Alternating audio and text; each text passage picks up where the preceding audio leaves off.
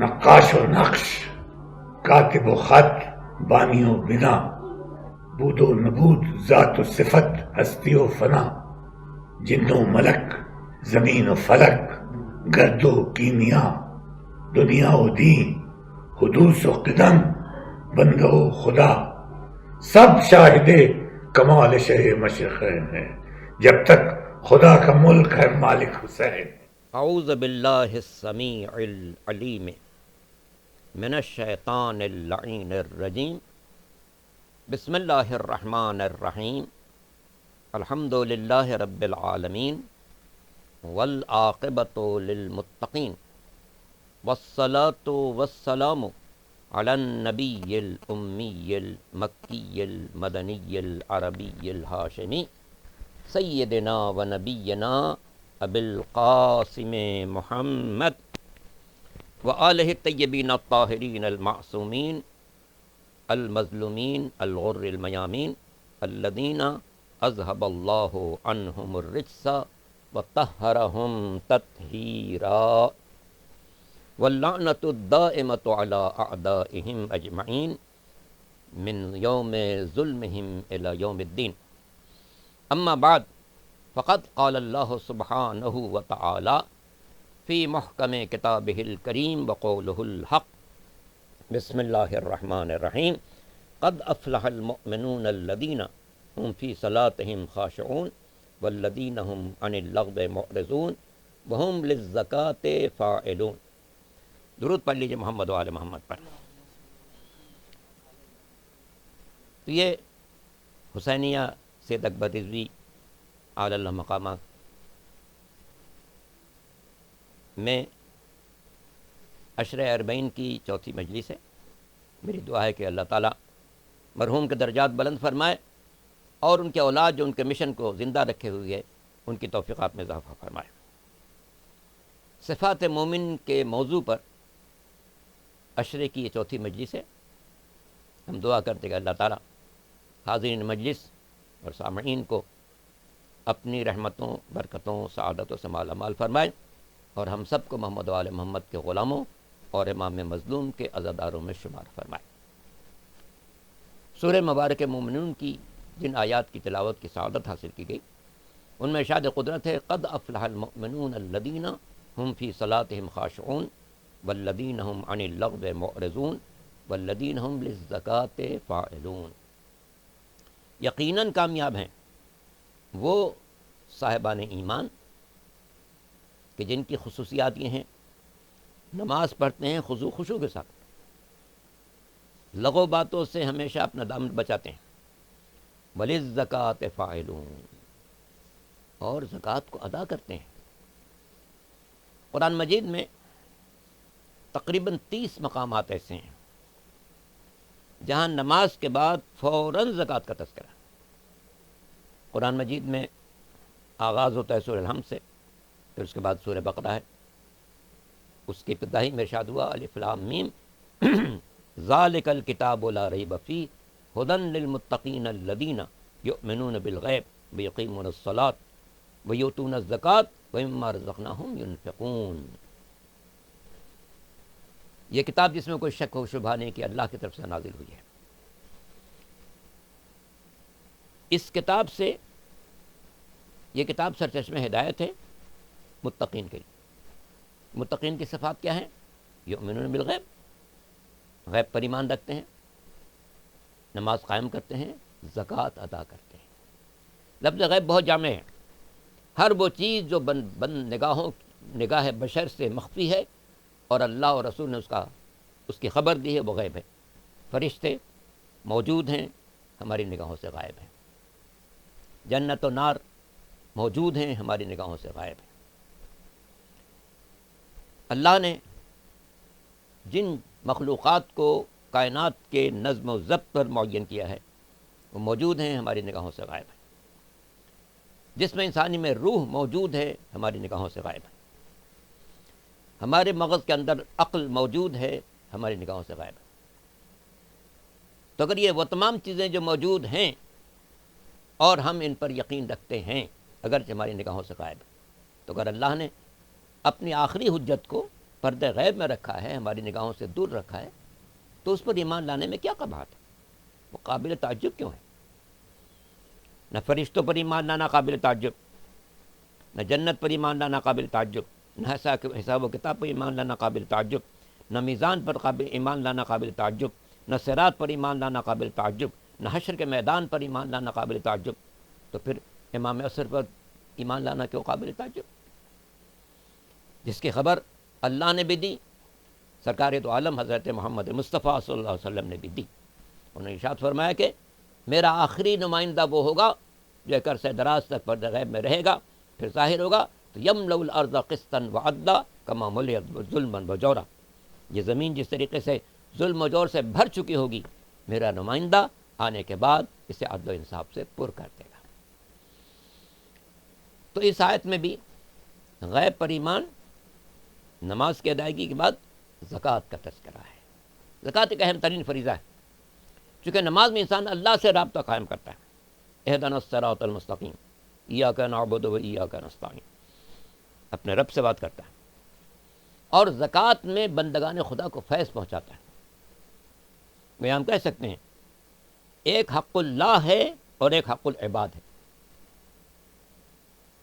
نہ وہ انسان بہت اچھا ہے جو صرف اللہ کا حق ادا کرے، بندوں کو کوئی حق نہ ادا کرے، اور نہ وہ انسان قابل تعریف ہے جو بندوں کا حق تو ادا کرے، اللہ کا حق نہ ادا کرے۔ قابل تعریف وہ انسان ہے جو اللہ کا حق بھی ادا کرے، بندوں کا حق بھی ادا کرے۔ بندوں کے حق کے ادائیگی کا ذریعہ زکوٰۃ ہے، کہ اگر آپ کو اللہ نے وافر مال دیا ہے، یاد رکھیے گا یہ زکوٰۃ انہی لوگوں پر فرض ہوتی ہے جن کو وافر مال دیا ہے۔ کھیت ہے، کھلیان ہے، باغات ہیں، مویشی ہیں، فارمز ہیں، فارم ہیں بکریوں کے جن میں سینکڑوں بکریاں پلی ہوئی ہیں، فارم ہے گائے کے جن میں سینکڑوں گائے پلی ہوئی ہیں، کھیت ہیں جن میں سے بے پناہ غلہ آتا ہے، باغات ہیں جن میں گوناگوں پھل بھی ہیں، انار بھی ہے، کھجور بھی ہے، انگور بھی ہے۔ تو ان چیزوں پر قدرت نے یہ حکم دیا ہے کہ ان کا کچھ حصہ غریبوں پر تقسیم کرو، تقسیم کرو۔ غلہ تمہارے پاس آیا، بڑی مقدار میں آیا، بہت بڑی مقدار میں آیا، اتنا جو تمہاری اپنی ضروریات سے بہت زیادہ ہے، تو اس کے کچھ حصہ غریبوں کو دو۔ انگور، کھجور کے باغات تمہارے پاس ہیں، آپ خیر پورے اس کے اطراف میں جائیں تو کھجی کے باغات بے پناہ ہیں، اتنے ہیں کہ ان سے لوگوں کے سال بھر کے اخراجات پورے ہوتے ہیں، ان سے بڑھ کر ہوتے ہیں، اس سے تجارت ہوتی ہے، کاروبار ہوتا ہے، کروڑوں کماتے ہیں۔ تو جس کے پاس وافر مقدار میں مال ہے، قدرت کہتی ہے تھوڑا سا کچھ بندگان خدا کو دے دو، ان کا بھی پیٹ بھر جائے۔ مویشی تمہارے پاس بہت بڑی مقدار میں ہے، فارم ہے تمہارے پاس، گائے کے فارم ہے، بکریوں کے فارم ہے، اور ان میں ان کی پرورش ہو رہی ہے، سال بھر پالے جاتے ہیں، پھر بقرعید کے موقع پر ان کو فروخت کیا جاتا ہے۔ تو ان میں سے ایک حصہ اللہ کی راہ میں دو، 40 بکری ایک دے دو، 30 گائے ایک دے دو۔ تو یہ نظام زکوٰۃ جو ہے وہ ایک غیر معمولی نظام ہے، اور غور کیجیے گا اس بات پر۔ دنیا کا کوئی ملک ہو، کوئی شہر ہو، ہر شہر میں کچھ انتہائی دولت مند ہوتے ہیں، کچھ اوسط آمدنی کے افراد ہوتے ہیں، اور کچھ مفلوق الحال ہوتے ہیں۔ قدرت نے نظام یہ رکھا ہے کہ جو بہت دولت مند ہیں ان کی دولت کا کچھ حصہ لے کر مفلوق الحال لوگوں کی مفلوق الحالی کو دور کیا جائے، تاکہ وہ بھی روٹی کھا سکیں، ان کے بچے بھی رات کو بھوکے نہ سوئیں۔ تو اس لیے زکوٰۃ بہت اہم چیز ہے۔ زکوٰۃ مالی حقوق کی ادائیگی کا نام ہے، اسی سے ریلیٹڈ خمس بھی آ جاتا ہے۔ زکوٰۃ مالیات پر ہے، خمس بچت پر ہے۔ آپ نے سال بھر میں جو کچھ کمایا، اللہ کے فضل سے اتنا زیادہ تھا کہ وہ 1000 روپے بچ گیا، تو 1000 روپے بچ گیا تو 200 خدا کی راہ میں خرچ کر دیں۔ اس 200 میں سے 100 کسی غریب سید کو دے دیجئے جو حقدار ہو، اور 100 کسی دینی کام میں دے دیجئے جس کی مرجع وقت میں اجازت دی۔ یہ پورا نظام ہے، اور اس کے بارے میں قدرت کا وعدہ ہے کہ من جاء بالحسنہ فلہ عشر امثالہا، جو ایک نیکی لے کر آئے گا ہم اسے 10 گنا عطا کریں گے۔ گویا یہ وہ بینک ہے جس میں 1000% منافع۔ روئے زمین پر کوئی ایسا بینک نہیں ہے کہ جو 1000% منافع دے۔ یہ واحد بینک ہے اللہ کا جس میں 1000% منافع کی نوید سنائی گئی کہ تم اللہ کے راہ میں 1 دو گے ہم 10 دیں گے، یقیناً دیں گے۔ اللہ پر اعتماد رکھو کہ اس کا وعدہ کبھی جھوٹا نہیں ہو سکتا۔ ان اللہ لا یخلف المیعاد، اللہ اپنے وعدے کے خلاف کر ہی نہیں سکتا۔ دنیا والے وعدہ خلافی کر سکتے ہیں، میں وعدہ خلافی کر سکتا ہوں، میرا دوست وعدہ خلافی کر سکتا ہے، میرے ساتھی وعدہ خلافی کر سکتے ہیں، کوئی انسان وعدہ خلافی کر سکتا ہے، لیکن رب بندے سے کوئی وعدہ خلافی کبھی نہیں کر سکتا، چاہے دنیا میں وعدہ ہو پورا ہونے والا ہو یا آخرت میں وعدہ پورا ہونے والا ہو، خدا کا وعدہ ہے۔ اور یہ تاریخی طور پر بات ثابت ہے، کوئی بھی شخص اس کا جائزہ لے سکتا ہے کہ جو شخص اپنے مالی فرائض کو ادا کرتا ہو وہ اپنے مالی فرائض کے ادائیگی کی بنا پر کبھی قلاش نہیں ہوا ہے، کبھی قلاش نہیں ہوا۔ آپ ایک مثال نہیں تلاش کرتے کہ فلاں شخص اس لیے قلاش ہو گیا کہ اس نے خدا کی راہ میں جو حق تھا وہ ادا کر دیا۔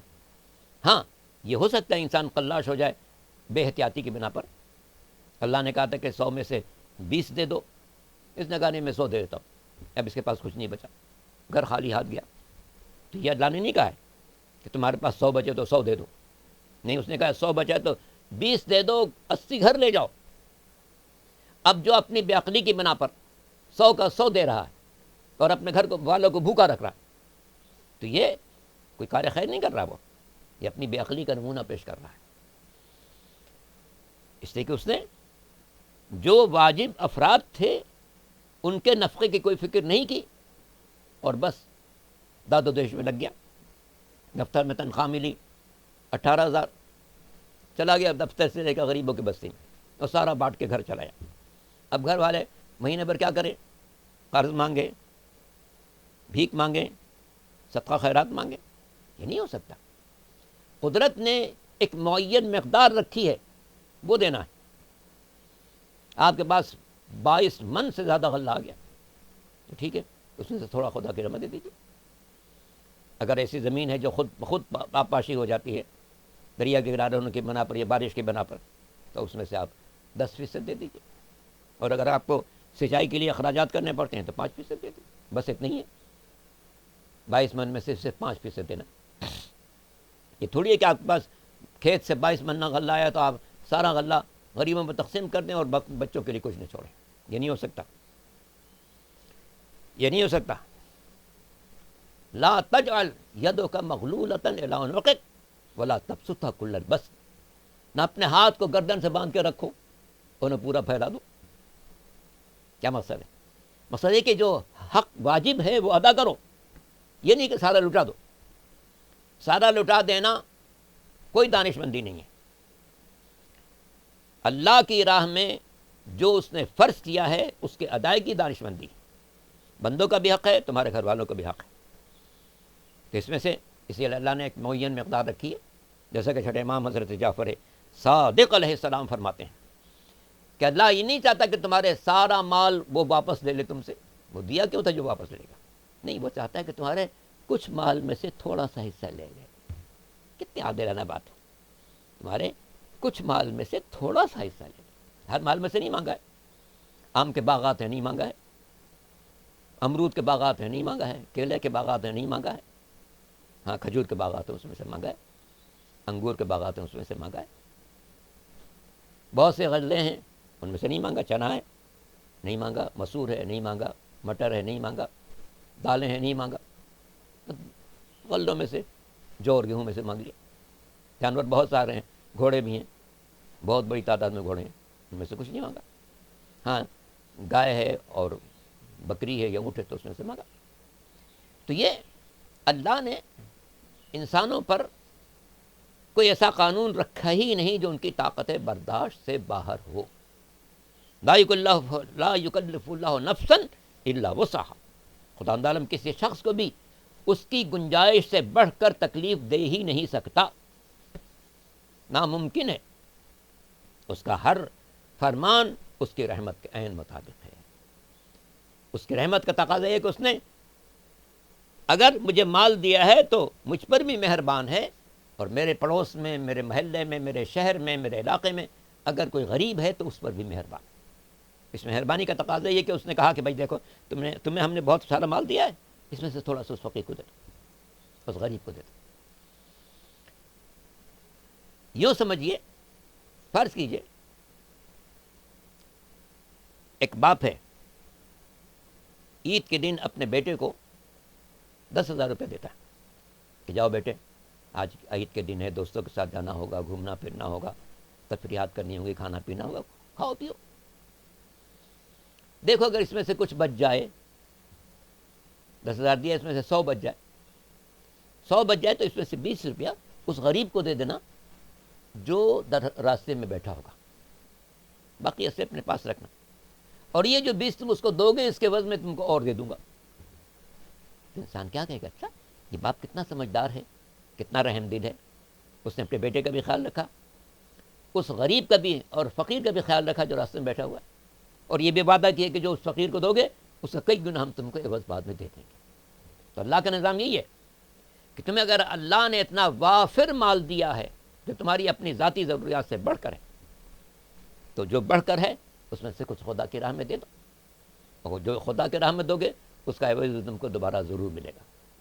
اسی لیے میں عرض کرتا ہوں کہ مجھے دنیا میں ہزاروں مثالیں ایسی ہیں کہ جو خمس و زکوٰۃ کی ادائیگی کرنے والے روز بروز ترقی کرتے گئے، اور ایک مثال ایسی نہیں ہے کہ جو خمس و زکوٰۃ کی ادائیگی کرنے کی بنا پر کوئی شخص فلاش ہو گیا ہو، دیوالیہ ہو گیا۔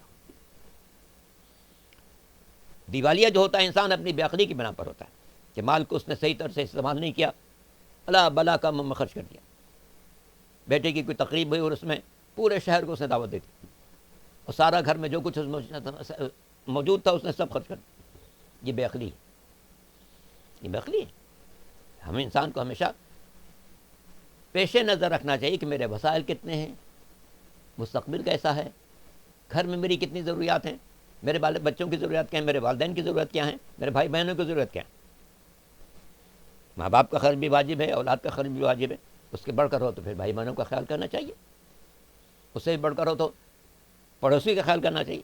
جیسے کہ روایت میں کہ چھٹے امام حضرت جعفر صادق علیہ السلام کے زمانے میں ایک جوان کے بارے میں لوگوں نے امام سے شکوہ کی کہ مولا یہ ہر وقت محنت مزدوری میں لگا رہتا ہے، آ کے نہیں بیٹھتا کہ یہاں پر کچھ باتیں سنیں۔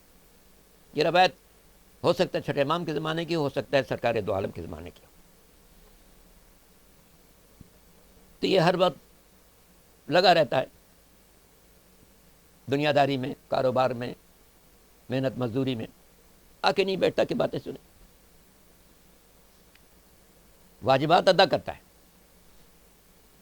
جب انہوں نے بہت شکایت کی تو حضور نے یا امام نے اس کو بلایا اور کہا کہ بھائی یہ کیا کرتا ہے، تم سنا ہے کہ تو ہر وقت دنیا داری میں لگا رہتا ہے۔ اس نے کہا دیکھیے آپ نے جو واجبات بتائے ہیں میں ان کو ادا کرتا ہوں، نماز وقت پر پڑھتا ہوں، روزے رکھتا ہوں، جو آپ نے بتایا ہے میں اس پر عمل کرتا ہوں۔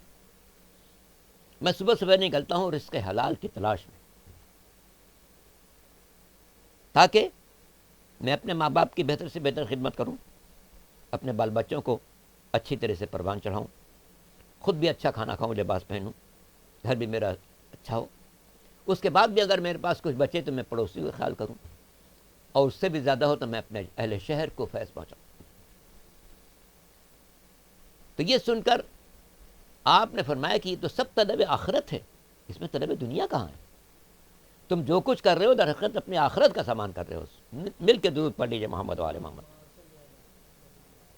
تو اس لیے انسان کی زندگی میں سب سے اہم چیز توازن ہے، توازن ہے۔ اللہ کا حق، رسول کا حق، رسول کے قرابتداروں کا حق، ماں باپ کا حق، بال بچوں کا حق، بھائی بہنوں کا حق، پڑوسیوں کا حق، اور اس سے بھی بڑھ کر ہو تو اہل شہر کا حق۔ یہ اپنی اپنی گنجائش کے اعتبار سے جس کو اللہ نے جتنا دیا ہے اس حساب سے اسے پھیلانا چاہیے۔ مال بہت بری چیز ہے اگر انسان اس کی محبت میں خدا و رسول کو فراموش کر دے۔ اور مال بہت اچھی چیز ہے اگر اس کے ذریعے بندگان خدا کو فیض پہنچائے، اس کے ذریعے اپنی عزت و آبرو کی حفاظت کرے، اس کے ذریعے سے اپنے بال بچوں کو اور اس کا حلال فراہم کرے، اس کے ذریعے سے ماں باپ کی بہتر سے بہتر خدمت کرے، اس کے ذریعے سے اپنے بھائی بہنوں کے احوال پرسی کرے، ان تک کوئی فیض پہنچائے، اس کے ذریعے سے پڑوسیوں کو اچھے کھانے پہنچائے. یہ سب ہے، دونوں صورتیں ہو سکتی. مال خود برا نہیں ہے، نیت بری ہے کہ میں مال کیوں حاصل کر رہا ہوں. اس لیے کہ بندگان خدا کے سامنے میں اکڑ کے چلوں کہ ہاں میں اتنا مالدار ہوں، میرے پاس اتنی جائیداد ہے، میرے پاس اتنے کارخانے ہیں، میرے پاس ایسے ایسے کوٹھیاں ہیں، اکڑ کے چلوں. یا اس لیے کہ نہیں مال آیا تاکہ میں خود بھی اچھی زندگی گزاروں، اپنی اولاد کو بھی اچھی زندگی گزارنے کی کا موقع فراہم کروں، ماں باپ کی خدمت کروں، بندگان خدا کی خدمت کروں. یہ مال کا حسن ہے. آپ دیکھیں عالم عرب کی ایک مومنہ ہیں جن کو اللہ نے اتنا مال دیا کہ پورے عرب کی دنیا سے سب سے زیادہ مال جناب خدیجہ سلام اللہ علیہ، جن کا سامان تجارت 80,000 اونٹوں پر جاتا تھا، 80,000 اونٹوں پر جاتا تھا. اور یہ سارا مال کہاں خرچ ہوا؟ 80,000 اونٹ. آپ حساب لگائیں کہ 80,000 اونٹ اگر قطار میں کھڑا کریں تو کئی میل تک صرف اونٹ نظر آئیں گے. اونٹ ہی اونٹ ہیں، ان سب پر سامان تجارت جا رہا. کوئی یمن جا رہا ہے، کوئی بصرہ جا رہا ہے، کوئی بحرین جا رہا ہے، کوئی کسی اور علاقے میں جا رہا ہے. یہ سب ہمارے تجارت جا رہا تھا جناب خدیجہ. خدیجہ کو اللہ نے غیر معمولی دولت دی، مگر انہوں نے اس پر کبھی ناز نہیں کیا، کبھی غرور نہیں کیا. بلکہ جب ان کی شادی سرکار دو عالم حضرت محمد مصطفیٰ صلی اللہ علیہ وسلم سے انجام پائی تو تاریخ میں یہ بات محفوظ ہے کہ شادی کے بعد انہوں نے اپنے مینیجر کو حکم دیا کہ اس وقت حرم میں جاؤ جب تمام سرداران قریش موجود ہوں اور ان کے سامنے جا کر اعلان کرنا، اے لوگوں گواہ رہنا، آج تک جتنے مال و دولت پر اختیار خدیجہ کا تھا، آج سے ان سب پر اختیار محمد مصطفیٰ صلی اللہ علیہ وسلم کا. اور جب یہ حضور کے ہاتھ میں اختیار میں آ گیا تو دین اسلام کے اعلان کے بعد جو لوگ فقر و فاقے سے میں مبتلا ہوئے، خدیجہ کے دولت سے ان کے گھر پر رزق پہنچایا گیا. جن لوگوں کو ملازمت سے سبکدوش کر دیا گیا، ان کو خدیجہ کے مال سے ملازمت دلائی گئی. جو لوگ بے گھر ہو گئے دشمنوں کے ظلم کی بنا پر، ان کو خدیجہ کے مال سے شیلٹر فراہم کیا گیا. تو اس لیے قرآن مجید میں خدیجہ کے مال کا بھی تذکرہ ہے. جہاں جناب ابو طالب کی کفالت کا تذکرہ ہے، وہاں جناب خدیجہ کے مال کا بھی تذکرہ ہے کہ الم یجد کا یتیمن فآوا ووجدک عائلا فاغنا اغنا. اے پیغمبر، کیا ہم نے آپ کو یتیم پا کر آپ کی کفالت نہیں فرمائی؟ کیا آپ کو تنگ دست پا کر تمنگر نہیں کر دیا؟ کفالت جناب ابو طالب کر رہے ہیں، مگر اللہ کو یہ کفالت اتنی پسند ہے کہ وہ کہتا ہے کہ کفالت ابو طالب نے نہیں کی، خود میں نے کی ہے. تمنگری حاصل ہوئی جناب خدیجہ کی دولت سے، مگر یہ نگاہ قدرت میں دولت اتنی پسند ہے کہ فرمایا کہ یہ تمنگری ہم نے عطا کی ہے. درود پڑھ لیجئے محمد و آل محمد. تو مال اپنی ذات میں کوئی نہ بری چیز ہے نہ اچھی چیز ہے. ہاں، نیت اس کی اچھی بری ہو سکتی ہے، اس کے حصول کا ذریعہ اچھا برا ہو سکتا ہے، اس کے خرچ کا طریقہ برا اچھا ہو سکتا ہے. تو لہم للزکوٰۃ فاعلون، مومن وہ ہیں کہ جو زکوٰۃ کو ادا کریں. اور اہل ایمان کے لیے ایک بات خاص طور سے قابل توجہ ہے کہ اللہ نے ہمارے ولی کے اعلان میں نماز کے ساتھ خاص طور سے زکوٰۃ کا تذکرہ کیا. انما ولیکم اللہ ورسولہ والذین آمنوا الذین یقیمون الصلاۃ ویؤتون الزکاۃ وہم راکعون. اے ایمان والو، تمہارا ولی اللہ ہے، رسول ہے، اور وہ صاحب ایمان کہ جو نماز پڑھتے ہیں اور حالت رکوع میں زکوٰۃ دیتے ہیں.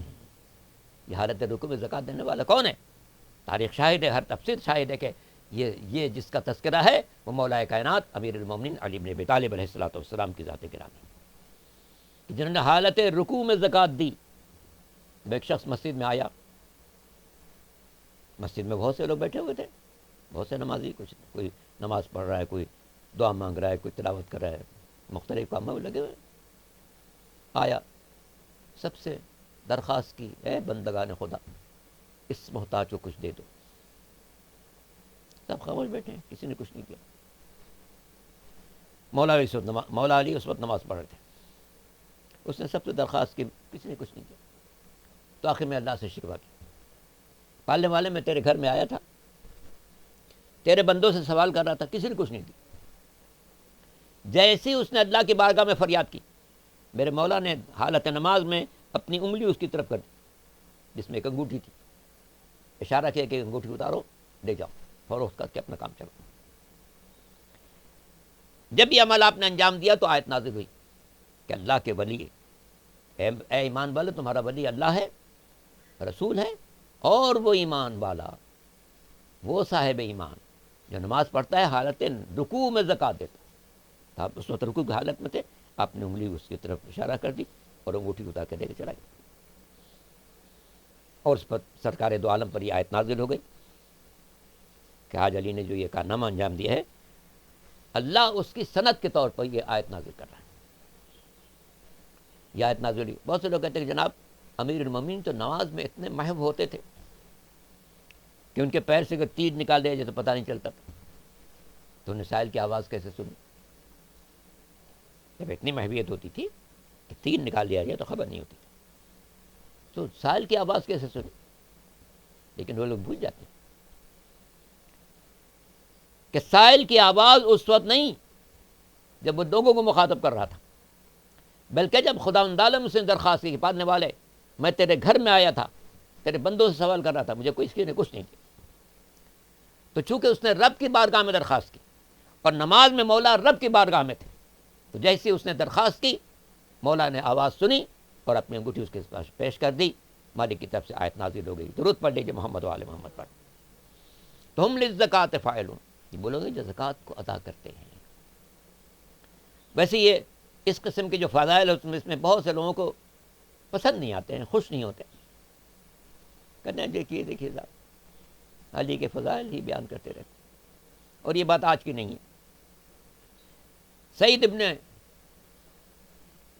خدری کہتے ہیں، ابو سعید خدری کہتے ہیں کننا نعرف المنافقین ببغضهم علی بن ابی طالب، ہم اپنی بزم میں منافقین کو پہچانتے ہی اس طریقے سے تھے کہ وہ علی سے بغض رکھتے تھے، کہ جب پیغمبر کی زبان پر علی کا ذکر آتا تھا تو ان کے چہرے بگڑ جاتے تھے۔ آج بھی یہ شناخت موجود ہے، اور یاد رکھیے گا علی کا ذکر کیا جائے اور چہرے پر مسکراہٹ آ جائے تو مومن ہے، چہرہ بگڑ جائے تو منافق ہے۔ درود پڑھ لیں محمد علیہ وسلم۔ علی کی ذات غیر معمولی ذات ہے، غیر معمولی ذات ہے۔ ایک حدیث آپ کی خدمت میں پیش کروں جس سے آپ اندازہ کریں کہ مولا کائنات کا مرتبہ نگاہ قدرت میں کتنا بلند ہے، اور زبان رسالت نے اس کا کس طریقے سے اعلان کیا ہے۔ ایک حدیث جو سب کی جانی پہچانی ہے، وہ تو بخاری میں موجود ہے اور دیگر کتب میں موجود ہے، اور سب کو یاد بھی ہے تقریباً، یا علی انت منی بمنزلت ہارون من موسیٰ، علی تم میرے لیے ایسے ہو جیسے ہارون موسیٰ کے لیے تھے، کہ موسیٰ صاحب شریعت نبی، ہارون کے جانشین، میں صاحب شریعت نبی، تم میرے جانشین۔ یہ حدیث تو تقریباً سب کی جانی پہچانی اور اکثر کے حافظے میں موجود، مگر اس سے ملتی جلتی ایک حدیث میں آپ کی خدمت میں آج پیش کرنا چاہتا ہوں۔ عجیب و غریب حدیث ہے، اور یہ پیش نظر رکھیے گا کہ سرکار دو عالم حضرت محمد مصطفیٰ صلی اللہ علیہ وسلم کے بارے میں قدرت کا ارشاد ہے کہ وما ينطق عن الهوى ان هو الا وحی یوحی، میرا پیغمبر اپنی خواہش نفس سے کوئی گفتگو نہیں کرتا، وہ تو صرف ان ہوا، صرف اور صرف وحی الہی ہے جو اس تک پہنچائی جا رہی ہے۔ گفتگو پیغمبر کی سب وحی الہی کے مطابق ہے۔ گفتہ اللہ بود گرچہ از حلقوم عبداللہ بود، فارسی شاعر نے اسی بات کو یوں کہا ہے کہ گفتہ اللہ بود گرچہ از حلقوم عبداللہ بود، کہ گرچہ بات پیغمبر کے دہن سے نکل رہی ہے لیکن سمجھ لو کہ در حقیقت اللہ کا فرمان۔ تو جس پیغمبر کی شان یہ ہے کہ بغیر وحی کے اشارے کے بات نہیں کرتا، اس نے مولا کائنات امیر المومنین علی بن ابی طالب علیہ السلام کے بارے میں کیا فرمایا۔ یہ حدیث براہین سنت کی کتابوں میں موجود ہے، جیسے سلیمان قندوزی کتاب جو نبی المعدت ہے، اس میں بھی حدیث موجود ہے، اور میں سمجھتا ہوں کہ علامہ محب الدین طبری کی کتاب الریاض النظرہ فی احوال الاشرۃ المبشرہ میں بھی موجود ہے۔ میں علامہ سلیمان قندوزی کتاب سے عرض کر رہا ہوں۔ علامہ سلیمان قندوزی حنفی مسلک کے وہ بلند مرتبہ عالم ہیں کہ جب فلسطین کی ریاست تھی تو اس کے مفتی اعظم تھے۔ ان کی کتاب ینابیع المودت، محبتوں کے سرچشمے، اس ینابیع المودت میں انہوں نے یہ حدیث لکھی ہے کہ سرکار دو عالم نے فرمایا یا علی انت منی بمنزلت الراس من الجسد، علی تم میرے لیے ایسے ہو جیسے جسم کے لیے سر ہوا کرتا ہے۔ کون نہیں جانتا کہ سر حیات کا تسلسل بھی ہے، شناخت کا ذریعہ بھی ہے۔ تو گویا سرکار دو عالم فرما رہے ہیں کہ یاد رکھو میری ذات کی پہچان علی کی ذات ہے، اور میری حیات کا تسلسل علی ابن ابی طالب کے ذریعے سے ہے۔ اور اسی تسلسل کو آپ نے غدیر کے منبر سے یوں ارشاد فرمایا کہ من کنت مولا ہو فہذا علی مولا، جس کا بھی میں مولا ہوں اس کا یہ علی مولا ہے، یہ علی مولا ہے۔ ہاتھوں میں اٹھا کر بیان کہتے ہیں، کوئی اور آدمی نہیں پیدا ہو کہ جناب میں بھی علی ہوں اور میں بھی مولا ہوں، نہیں، ہاتھوں سے اٹھا کر فرمایا من کنت مولا ہو فہذا علی مولا، میں جس کا مولا ہوں اس کا یہ علی مولا ہے، تاکہ کسی کے لیے کوئی شبہ باقی نہ رہے۔ اور مولا کے جو بھی معنی ہو، مولا کے معنی آقا ہیں تو اس معنی میں پیغمبر آقا، اسی معنی میں علی آقا۔ مولا کے معنی حاکم ہے تو اس معنی میں پیغمبر حاکم، اسی معنی میں علی حاکم۔ مولا کے معنی دوست ہے تو جس معنی میں پیغمبر دوست، اسی معنی میں علی دوست۔ لیکن ظاہر ہے کہ لفظ مولا عام طور پر دوست کے لیے نہیں استعمال ہوتا، آقا اور حاکم کے لیے استعمال ہوتا۔ تو گویا پیغمبر بتانا چاہتے تھے کہ دیکھو اب میں دنیا سے جانے والا ہوں، آج تک میں تمہارا حاکم تھا، میرے جانے کے بعد علی تمہارے حاکم ہوں گے۔ آج تک میں تمہارا آقا تھا اس زندگی میں، جب میں دنیا سے رخصت ہو جاؤں گا تو علی تمہارا آقا ہوگا، چونکہ علی میری حیات کا تسلسل ہے۔ یا علی انت منی بمنزلت راس من الجسد، جیسے سر جسم کے لیے ہوا کرتا ہے کہ سر جسم کی حیات کا تسلسل ہے، تو علی تم میری حیات کا تسلسل ہو۔ میں نہیں رہوں گا، ٹھیک ہے، ذاتی طور پر محمد مصطفیٰ کا وجود نہیں رہے گا، مگر پیغام باقی رہے گا، علم باقی رہے گا، طہارت باقی رہے گی، صداقت باقی رہے گی، امانت باقی رہے گی، فصاحت باقی رہے گی، بلاغت باقی رہے گی، عبادت باقی رہے گی، عصمت باقی رہے گی، طہارت باقی رہے گی۔ یہ سب جو صفات پیغمبر کی تھیں وہ سب کے سب علی میں رہیں گی۔ فخر الدین رازی برادران اہل سنت کے بہت بڑے عالم، جن کی تفسیر بھی بہت بڑی تفسیر ہے، تفسیر کا نام انہوں نے رکھا مفاتیح الغیب، غیب کی کنجیاں، لیکن یہ چونکہ بہت ہی بڑی تفسیر ہے، 32 جلدوں میں ہے، اس لیے اس کا نام رکھا قرار پایا تفسیر کبیر، بہت بڑی تفسیر۔ اس میں انہوں نے ایک عجیب جملہ لکھا ہے، آئے مباہلہ کی تشریح کرتے ہوئے لکھتے ہیں کہ اللہ نے علی کو پیغمبر کا نفس قرار دیا، پیغمبر حکم تھا کہ اے پیغمبر نے سے کہیے کہ اب مباہلہ ہوگا، تم اپنے بیٹوں کو لاؤ، اپنے بیٹوں کو لائیں، تم اپنی عورتوں کو لاؤ، اپنی عورتوں کو لائیں، تم اپنے نفسوں کو لاؤ، اپنے نفسوں کو لائیں۔ تو نفس کی جگہ پیغمبر علی کو لے گئے۔ تو امام فخر الدین رازی کہتے ہیں کہ نفس کا مطلب وہ نفس ناطقہ نہیں ہو سکتا جو انسان کے اندر ہوتا ہے، وہ ہر انسان کا الگ الگ ہے۔ میرا نفس ناطقہ کچھ اور ہے، زید کا نفس ناطقہ کچھ اور ہے، شاہد کا نفس ناطقہ کچھ اور ہے، قاسم کا نفس ناطقہ کچھ اور ہے۔ تو یہ نفس ناطقہ ہر انسان کا الگ ہوتا ہے، مگر جب پیغمبر نے علی کو اپنا نفس قرار دیا تو اس کا مطلب ہے کہ جیسے علی ہے، جیسے پیغمبر ہے، ویسے ہی علی ہے۔ وہ لکھتے ہیں اس کا مطلب یہ کہ جتنے کمالات انسان کے ہو سکتے ہیں، شجاعت، فصاحت، بلاغت، امانت، صداقت، عصمت، طہارت، شجاعت، بندگان خدا کے ساتھ حسن سلوک، بیواؤں کی خبر گیری، یتیموں کی سرپرستی، عام انسانوں کے ساتھ اچھا سلوک، جتنے صفات کمالات پیغمبر کے ہیں اتنے ہی صفات کمالات مولا کائنات امیر المومنین علی بن ابی طالب علیہ السلام کے۔ جب ہی ان کو نفس قرار دیا، نفس یعنی بے عین، جسے ہم اردو میں کہتے ہیں بے عین، یہ چیز بے عین ایسی ہے۔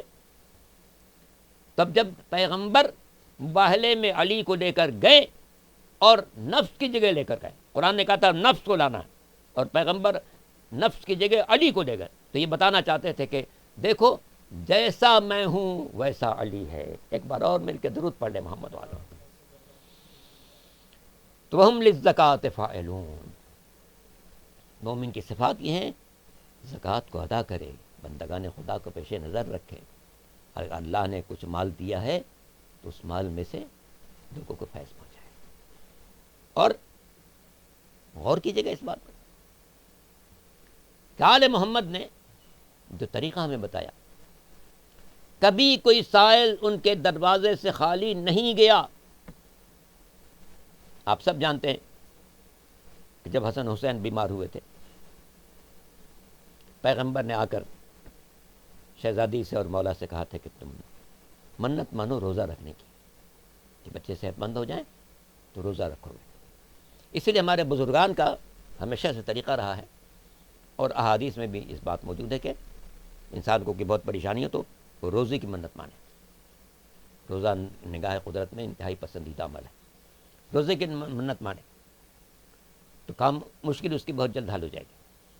تو پیغمبر نے امیر المومنین اور جناب سیدہ سے کہا کہ تم منت مانو روزہ رکھنے کی. منت مانی, بچے اچھے ہو گئے. منت ماننے کے بعد اس کو پورا کرنا واجب ہے. بہت سے لوگ منت مان لیتے ہیں, پھر سوچے کہ میں اس کو کیسے پورا کروں. منت وہی مانے جس کے بارے میں آپ کو یقین ہو کہ آپ آسانی سے پورا کر سکتے ہیں. یہ منت مت مانے کہ میں یہاں سے 10,000 قدم پیدل جاؤں گا فلاں پیر کی زیارت کرنے کے لیے جاؤں گا. نہیں, آپ سے 10,000 قدم پیدل نہیں جایا جائے گا تو مت مانے. ہاں, اگر آپ سمجھتے کہ نہیں میرے اندر ایسی طاقت ہے کہ میں 10,000 قدم چل سکتا ہوں تو مان. منت جو مانیں گے ویسی کرنی پڑے گی. اگر کربلا کی زیارت کی منت مانی, میرا بیٹا اچھا ہو جائے گا میں کربلا کی زیارت کروں, تو چاہے جیسے حالات ہوں جانا پڑے گا, جتنا خرچہ ہو. منت مان لی کہ میری بیٹی کی شادی ہو جائے کہ میں حج کرنے جاؤں گا, تو حج کرنے جانا پڑے گا, چاہے اس میں 10 لاکھ نہیں 20 لاکھ خرچ ہو جائے. منت جیسی مانی ہے ویسی پوری کرنی پڑے گی. اس کے عوض کوئی رقم خرچ کرنا کافی نہیں ہو سکتی. منت مانی کہ میں ایک تعزیہ چڑھاؤں گا, تعزیہ چڑھانا پڑے گا. منت مانی میں علم چڑھاؤں گا, علم ہی چڑھانا پڑے گا. منت مانی میں تابوت اٹھایا کروں گا تو ویسے ہی کرنا پڑے گا. منت جو مانے وہی پوری کرنی پڑے گی, اس کے عوض کچھ نہیں ہو سکتا.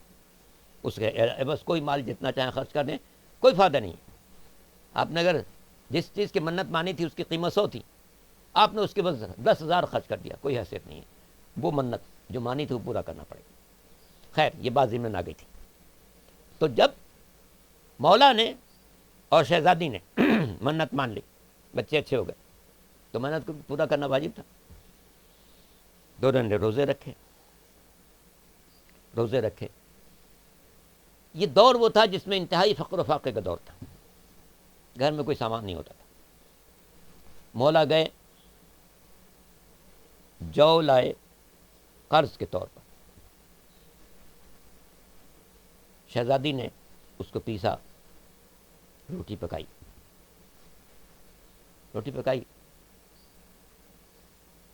قرض کے طور پر میں نے شاید غلط کہا ہے. جو لائے اور اس کے عوض کچھ سوت لائے یا کچھ اون لائے کاٹنے کے لیے, کہ اتنا اون کاٹیں گی اتنا جو ان کا حق ہوگا. تو شہزادی نے دن میں اون کاٹا, اور جتنا اون کاٹا تھا اسی مقدار میں جو ان کی قیمت بنی, ان کا معاوضہ بنا, اس کو پیسا, روٹی پکائی. اب دن بھر مشقت میں نہیں ہے, پہلے سوت کاٹتی رہیں یا اون کاٹتی رہیں, پھر اس کے بعد جو کا آٹا بنایا, پھر آٹے کو پیسا, آٹے کو پیسنے کے بعد گوندا اور روٹی تیار کی. روٹی تیار کی, کھانے کے لیے سب بیٹھے تھے. دروازے پہ کہ یتیم آ گیا, آل محمد میں یتیم ہوں, کچھ کھانے کو دے دیجیے. ان لوگوں نے اپنی روٹیاں اٹھائیں اور اس کے حوالے کر دیں. وہ چلا گیا. ان لوگوں نے نمک کھایا اور پانی پیا, اسی پر اکتفا. 3 دن روزے کی نیت تھی, اگلے دن پھر یہ صورت ہے کہ روزہ رکھا. شہزادی نے پھر آج اون کی جو خدمت تھی وہ انجام دی. اس کے بعد اسی مقدار میں جو کو پیسا, روٹیاں تیار ہوئیں. آج ایک قیدی آ گیا, آل محمد میں قید سے چھوٹ کے آیا ہوں، بہت بھوکا ہوں، کچھ دے دو۔ آج بھی سب نے روٹیاں دے دی، سب نے روٹیاں دے دی، آج بھی نمک و پانی پہ افطار کی۔ تیسرا دن آ گیا تو باقی جو اون تھا اس کو تیار کیا شہزادے نے، اس کے بعد جو جو تھا اس کو پیس کر آٹا بنایا، روٹی تیار کی۔ افطار کا وقت آیا، دروازے پر ایک فقیر آ گیا، آل محمد میں بہت محتاج، کچھ دے، آج بھی روٹیاں دے۔ اب 3 دن ہیں اور نمک اور پانی پہ اکتفا ہے۔ جب پیغمبر اسلام گھر میں تشریف لائے تو جناب سیدہ پر ایسی نقاہت پیغمبر کو نظر آئی کہ پیغمبر کی آنکھوں سے آنسو جائے۔ اے اللہ، میں اپنی بیٹی کی کیا حالت دیکھ رہا ہوں۔ اسی وقت قدرت کی طرف سے خانِ نعمت بھی آیا جسے سب گھر والوں نے سیر ہو کر کھایا، اور سورہ دہر بھی نازل ہوا جس میں توصیف کی گئی کہ ہمارے خاص بندے وہ ہیں یطعمون الطعام علی حبہ مسکینا ویتیما واسیرا، یہ وہ ہیں جو اللہ کی خوشنودی کی خاطر یتیموں کو، مسکینوں کو، قیدیوں کو کھانا کھلاتے ہیں، اور ان کے دل کی آواز ہوتی ہے کہ انما نطعمکم لوجہ اللہ لا نرید منکم جزاء ولا شکورا، ہم تمہیں اللہ کی خاطر کھانا کھلا رہے ہیں، ہم تو اسے نہ عوض چاہتے ہیں نہ شکریہ چاہتے ہیں۔ جو شکریہ نہ چاہے وہ عوض کب چاہے گا؟ یہ آل محمد کی منزل ہے کہ فقیروں کو نواز رہے ہیں، مسکینوں کو نواز رہے ہیں، گھر میں خود فاقہ کرتے ہیں، خود بھوکے رہتے ہیں خوشنود خدا کی خاطر کہ آج یہ غریب ہے، یہ مسکین ہے، یہ قیدی ہے، اس کو کھانا دیں۔ پیغمبر نے جب بے شہزادی کی جسم کی نقاہت دیکھی تو رو پڑے۔ میں کہتا ہوں اللہ کے رسول، اگر آپ نے کربلا میں اطفال حسینی کو دیکھا ہوتا تو کیا کیفیت ہوتا؟ یہاں کم از کم پانی تھا، نمک کے ساتھ افطار کرتے تھے، پانی پی لیتے تھے، لیکن کربلا میں 3 دن نہ کھانا ہے نہ پانی ہے۔ چھوٹے چھوٹے بچے ہاتھوں میں خالی کیوزے لیے ہوئے العطش العطش کی صدا بلند کر رہے ہیں۔ سامنے فرات کا پانی لہریں لے رہا ہے جس سے جانور پی سکتے ہیں، کافر پی سکتے ہیں، دشمنان خدا اور رسول پی سکتے ہیں، لیکن پابندی ہے تو زہرا کے گھرانے پر ہے۔ جناب عباس دلاور نے جب بچوں کی پیاس کی شدت دیکھی اور پھر راہ خدا میں قربانی کا جو جذبہ تھا اس کے خاطر امام کی خدمت میں آئے، کہا مولا مجھے بھی اجازت دی۔ امام نے فرمایا عباس تم میرے لشکر کے علمبردار ہو، تمہیں کیسے اجازت دے، کیسے اجازت دے؟ فنظر یمینا وشمالا، ایک مرتبہ عباس نے داہنی طرف دیکھا پھر بائیں طرف دیکھا، کہا آقا وہ لشکر کہاں ہے جس کا آپ نے سردار بنایا تھا؟ آقا جہاں لشکر جا چکا ہے وہیں سردار کو بھیج دیجیے۔ امام نے فرمایا اچھا اگر جانا چاہتے ہو مشق سکینہ لے کر جاؤ، بچے بہت دیر سے پیاسے ہیں، پانی لانے کی کوئی سبیل کرو۔ یہاں سے اجازت ملی تو جناب زینب کے خیمے کے دروازے پر حاضر ہوئی، اے شہزادی مشق سکینہ دے دیجیے۔ پوچھا جناب زینب نے کیا آقا سے اجازت مل گئی؟ کہا ہاں اتنی اجازت ملی کہ مشکیزہ لے کر جاؤ، پانی لانے کی کوشش کرو۔ جناب زینب فرماتی عباس تم مشکیزہ مانگ رہے ہو مگر میرا دل کہتا ہے اب تم بھی ہم سے جدا ہو رہے ہو۔ میں صبح سے دیکھ رہی ہوں جو میدان میں جاتا ہے وہ خود سے نہیں آتا، میرا بھائی اس کے لاشے پر جاتا۔ اے عباس اب جب کہ آقا سے اجازت مل چکی ہے میں تمہیں روک نہیں سکتی، مگر میرا دل چاہتا اپنے بچپن کی ایک بات تم کو یاد دلا دوں۔ جب میں بہت چھوٹی تھی اپنے بابا کے پہلو میں بیٹھی تھی، میرے بابا نے مستقبل کی بہت سی باتیں مجھ سے بیان کی، اپنی شہادت کا ذکر کیا، بھائی حسن کی شہادت کا ذکر کیا، پھر آج کے واقعات کا ذکر کر لیا۔ جب میرے بابا آج کے واقعات بیان کر رہے تھے میں نے دیکھا بابا کی آنکھوں میں سے آنسو ہے۔ میں بابا کے قریب گئی، بابا آپ رو کیوں رہے ہیں؟ جب میں نے بابا سے پوچھا بابا آپ رو کیوں رہے ہیں تو میرے بابا نے میرے بازوؤں کو چومنا شروع کیا۔ اب میں دیکھ رہی تھی میرے بابا میرے بازوؤں کو چوم رہے ہیں اور ان کی آنکھوں سے آنسو جاری۔ میں نے حیرت سے پوچھا بابا آپ میرے بازوؤں کو چومتے کیوں ہیں اور روتے کیوں ہیں؟ بابا نے کہا تھا بیٹی ایک وقت ایسا آئے گا تیرے بازو میں رسی باندھی جائے گی۔ جناب زینب فرماتی ہے عباس بابا نے جو کچھ کہا ہے مجھے اس پر یقین ہے کہ وہ ہونے والا ہے، مگر جب میں تمہیں دیکھتی تھی میں سوچا کرتی تھی جس بہن کے عباس جیسے بھائی ہو اس کے بازو میں رسی کون باندھ سکتا، مگر عباس تمہارے جانے سے یقین آ رہا ہے، اب وہ وقت بھی نزدیک ہے جب بھائی کا سر نوک کے نیزہ پر ہوگا، زینب اسیر ہوگی، کبھی کوفے کا دربار ہوگا، کبھی شام کا بازار ہوگا۔ جناب عباس نے مشکیزہ سنبھالا، فرات کی طرف چلے۔ جناب عباس کو جو غازی کہتے ہیں اس کی ایک وجہ یہ بھی ہے کہ کسی دشمن میں عباس کے سامنے آنے کی جرأت نہیں تھی۔ فرات پر 8,000 سپاہیوں کا پہرا تھا، یہ نہتے نہیں تھے، ان کے ہاتھوں میں خنجر تھے، نیزے تھے، بھالے تھے، مگر عباس کی جرأت ایسی تھی، عباس کی شجاعت ایسی تھی، کسی میں سامنے آنے کی ہمت نہ ہو سکی۔ جب عباس نے قدم بڑھایا تو فوجیں بھاگنا شروع ہوئی، سب نے فرات کا پہرا چھوڑ دیا۔ عباس نے اپنے گھوڑے کو فرات میں اتار دیا، مشکیزے کو بھرا، چڑیلوں میں پانی لیا، دشمن کی طرف اچھال دیا، گویا بتانا چاہتے تھے کہ دیکھو ہم مجبور نہیں ہیں، امتحان کی منزل میں ہے، پانی ہمارے اختیار میں ہے، پانی ہمارے اختیار میں۔ عباس نے چڑیلوں میں پانی لیا، مگر نہ عباس نے پانی پیا نہ اس گھوڑے میں پانی پیا۔ وہ گھوڑا بھی وفادار ہے، عباس سے وفادار کا وفادار ہے۔ مشکیزہ بھرا، لے کر چلے۔ دشمن جو سامنے آنے کی ہمت نہیں کر سکتا تھا، اب دشمنوں نے چاہا کہ عباس اگر خیمے میں پانی لے کر پہنچ گئے تو جو پیاسے ہیں ان کے اندر ایک نئی جان آ جائے گی، اسے کسی طرح سے پانی نہ پہنچنے پائے۔ عباس نے جس کاندھے پر مشکیزہ سنبھالا ہوا تھا، ایک دشمن نے پیچھے سے آ کر اس کاندھے پر ایسا وار کیا کہ بازو کٹ گیا۔